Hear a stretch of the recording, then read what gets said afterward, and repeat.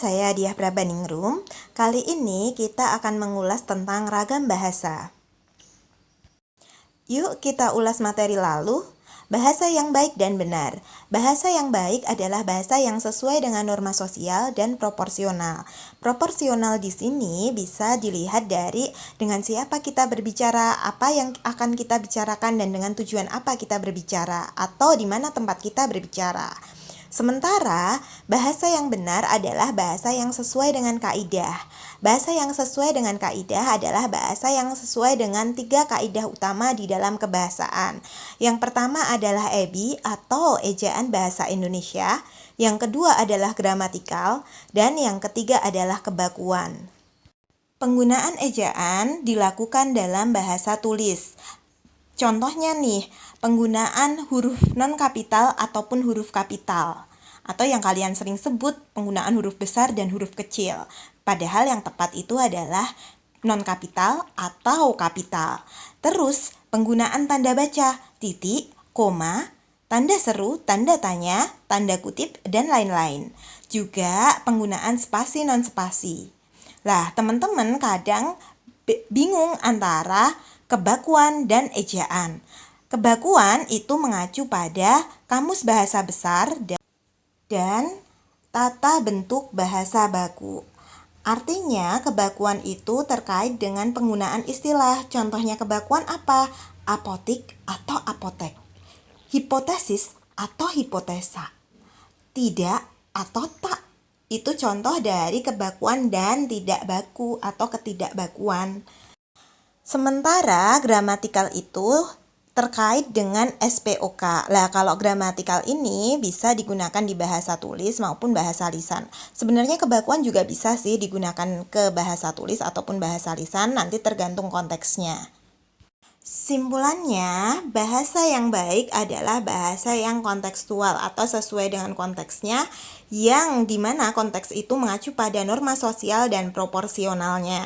Sementara bahasa yang benar adalah bahasa yang sesuai kaidah. Lah, ketika ada seseorang yang beranggapan seperti ini, dalam berbahasa yang penting kan saling memahami, maka itu yang disebut bahasa yang komunikatif.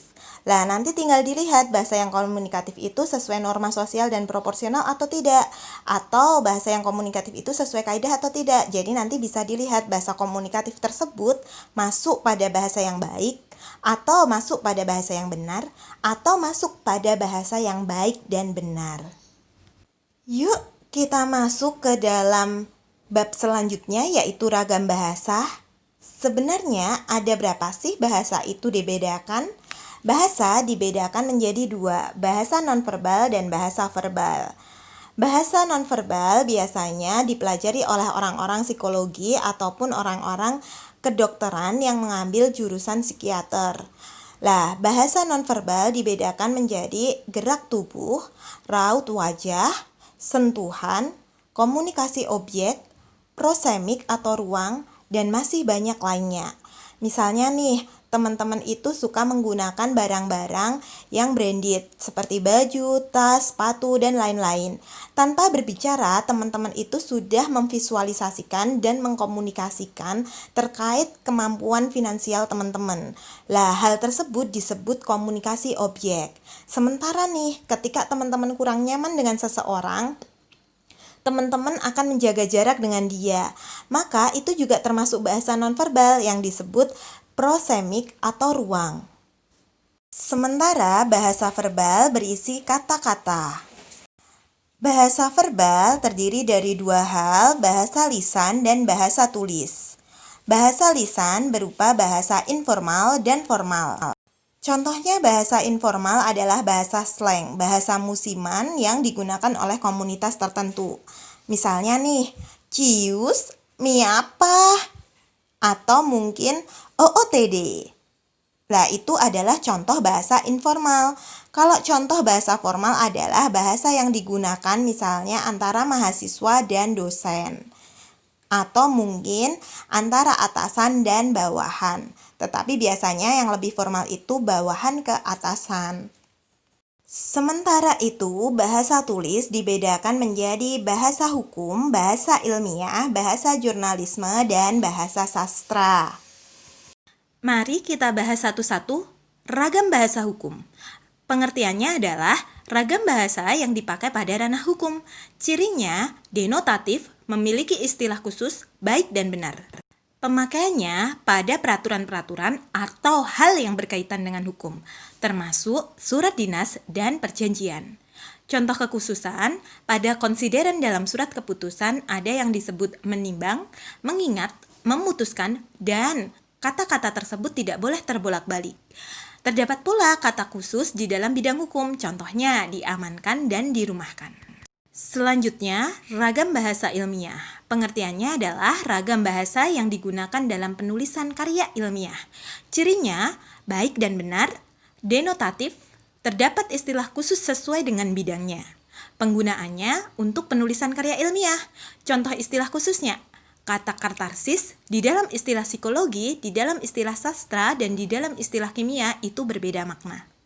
Salah satu produk dari karya ilmiah adalah artikel. Lah, artikel ada yang sifatnya serius dan ada yang sifatnya populer. Jadi, artikel tersebut nantinya bisa mempengaruhi ragam bahasa untuk penulisannya.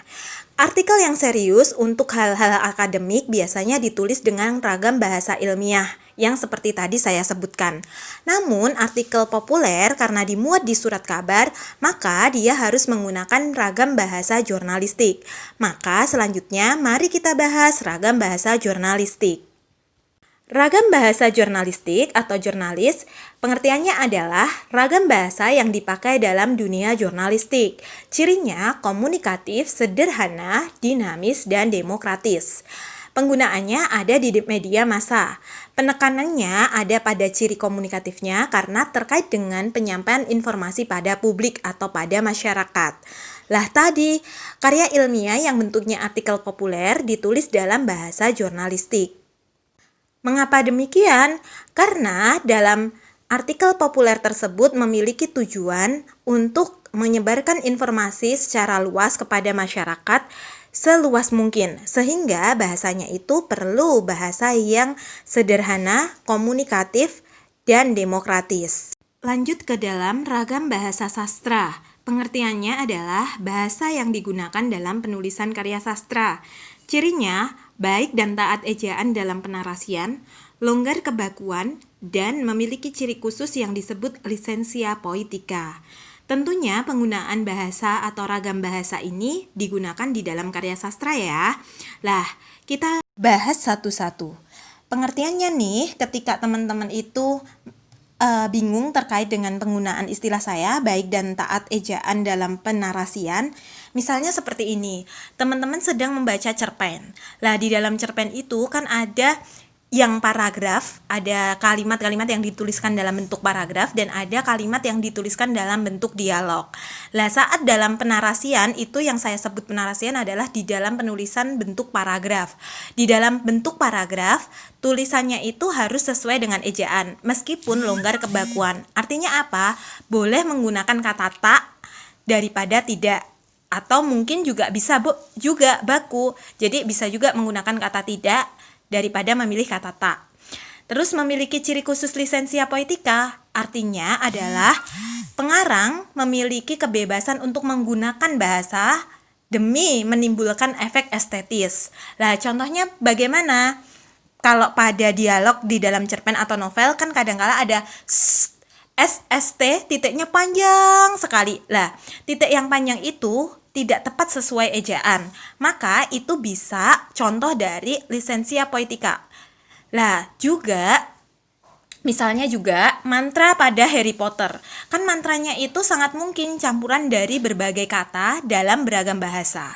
Lah, itu termasuk dalam lisensia poetica. Terima kasih. Dadah. Semoga teman-teman paham ya yang disebut ragam bahasa.